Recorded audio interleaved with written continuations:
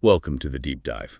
Today, we're really getting into the history and wisdom behind one of Islam's most significant celebrations, Eid al-Adha. That's right. We're focusing on a report that looks deeply into the lives, the legacies of Prophet Ibrahim, or Abraham, his son, Prophet Ishmael, and Ibrahim's wife, Hajar.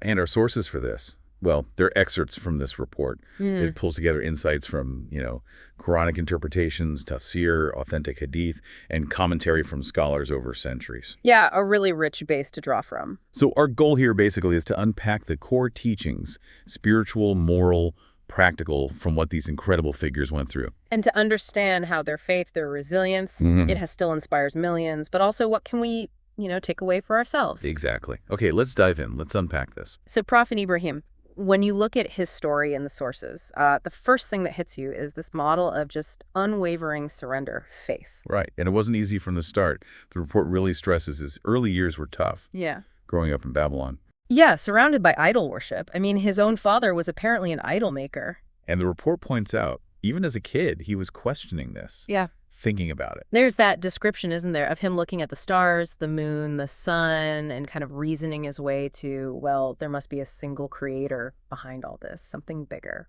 That realization of Tawhid, the oneness of God, that was his first major test, standing against his whole community, his family. Imagine that. And his rejection of polytheism, it wasn't just like an idea. It drove his actions. The commentaries say, submission starts with belief, but then it needs courage. Yeah. Action. Which inevitably led to trouble, persecution. And the report brings up that really dramatic event, him being thrown into the fire by his people because he wouldn't back down. And then the miracle, God's mercy turning the fire cool for him. Such a powerful image of divine protection, isn't it? It really is, and it captures his total reliance. The report mentions his saying right then, Allah is sufficient for us, and he is the best disposer of affairs. Wow. That phrase just, it says everything about Tawakkul, that absolute trust. Completely. So fast forward, years later, he's older, he's been blessed with Ismail, this son he loves dearly, and then comes maybe the biggest test. The dream. The recurring dream, which, in Islamic tradition, that's seen as divine communication, a message from God. And the message was, sacrifice his son. An incredibly difficult command. And this is right at the heart of Eid al-Adha.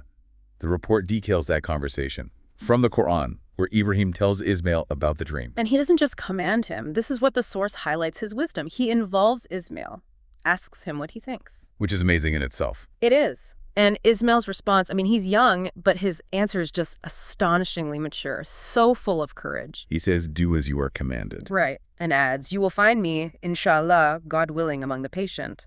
Sabirin. Incredible, that patience, that readiness. The sources emphasize it wasn't just out of the blue. It came from his upbringing. Exactly. The faith Ibrahim and Hajar instilled in him. It shows how important that foundation is, equipping children with God's help to face trials. So they both submit, father and son, Yeah. preparing for this sacrifice.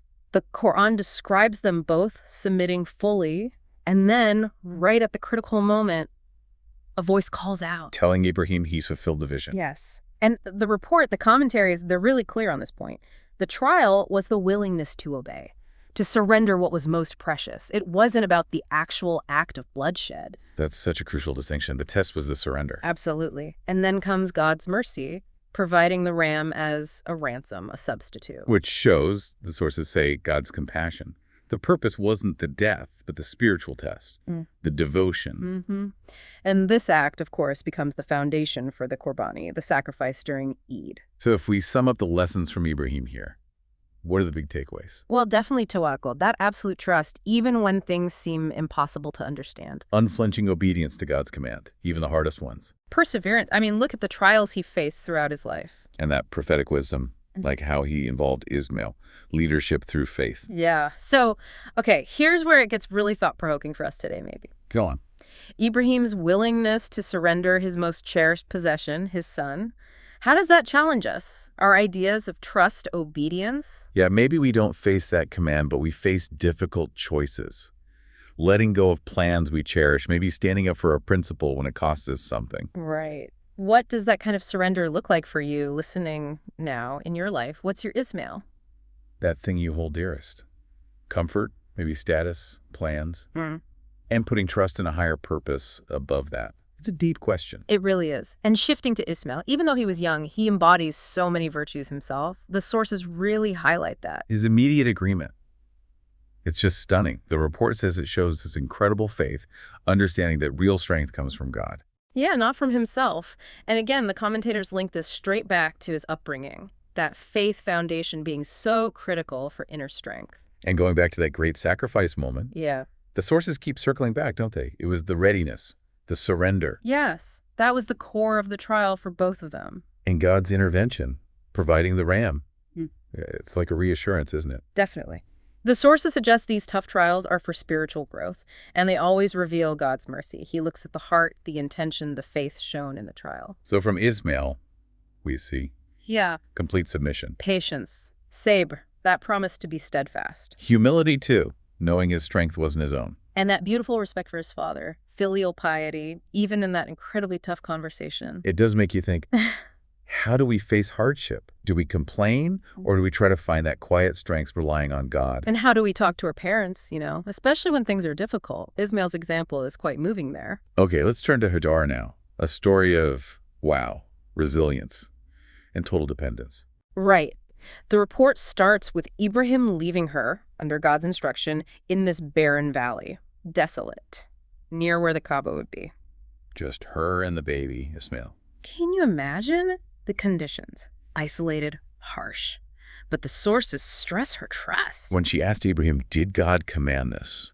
And he said yes. Her reply was just, then he will not abandon us? That's profound trust right there. It really is. And Ibrahim's prayer as he leaves, Yeah. the Quran mentions it. It shows that human side, right? He's obeying God, but his heart aches for them. Absolutely. He prays for provision, for community to come to them. It shows that prayer, that human concern. It goes hand in hand with obedience. You trust God's plan, even when it hurts or makes no sense. So the water runs out, panic stations surely. And Hajar starts searching, running back and forth between those two hills, Safa and Marwa, looking, hoping, praying. The report describes this frantic search. It symbolizes her complete dependence on God, but also her effort. She didn't just sit there. Exactly. Prayer combined with relentless effort. And it's that persistence, that striving Yeah. that leads to the miracle. The Zamzam well, gushing out water in the desert. Life-saving water.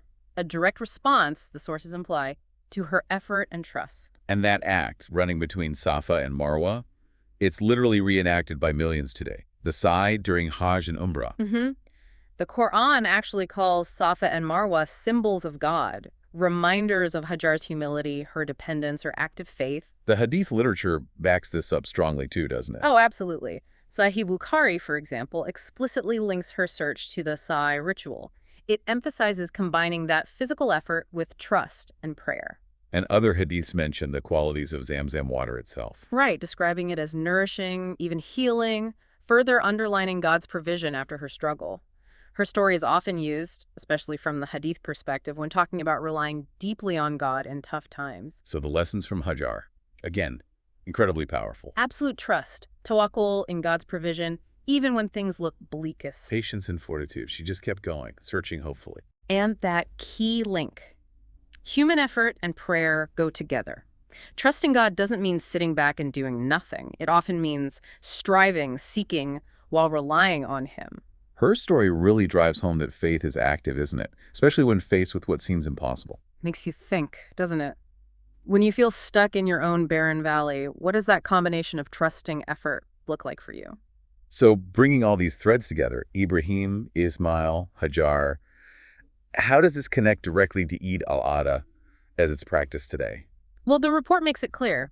Eid al-Adha isn't just a holiday. It's a living commemoration. It's steeped in these lessons, and it coincides with the end of the Hajj pilgrimage each year. The central ritual being the Qurbani, the sacrifice. Exactly. It directly mirrors Ibrahim's readiness to sacrifice Ismail. For Muslims, it symbolizes that same willingness to give up something valuable for God's sake. It's about purification, submission.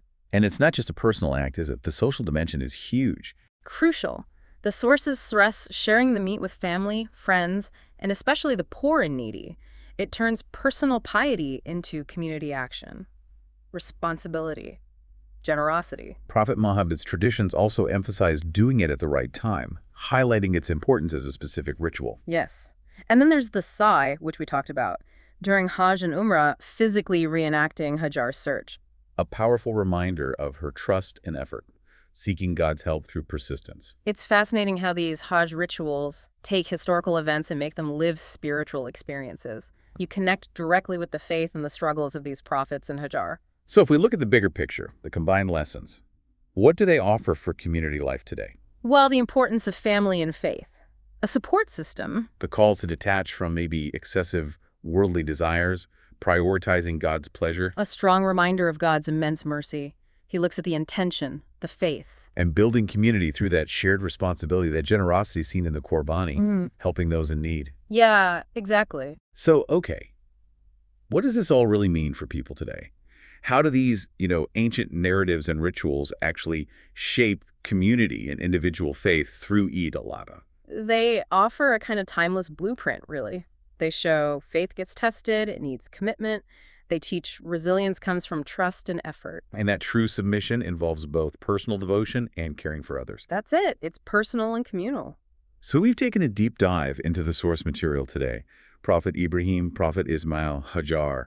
Incredible stories of submission, patience, resilience, trust, facing huge trials. And these stories really are the spiritual foundation of Eid al-Adha. They're not just history lessons, are they? They feel alive, still shaping morals, families, communities for, over 1 billion Muslims? Absolutely. Eid al-Adha is that annual reminder, a chance to reflect and try to embody those values. Maybe a final thought for you to consider, building on all this. Yeah. Think about that willingness to submit what's most precious. Whether it's something concrete like wealth, or maybe something symbolic like, I don't know, our ego, our comfort, our fixed plans. Right. The act of surrender itself, maybe it isn't the end goal. But as these stories show, maybe it's presented as the pathway. A pathway towards deeper spiritual growth, towards resilience, towards understanding divine mercy more clearly. So what does that idea willing surrender as a path to growth? What might that mean for you in your own life?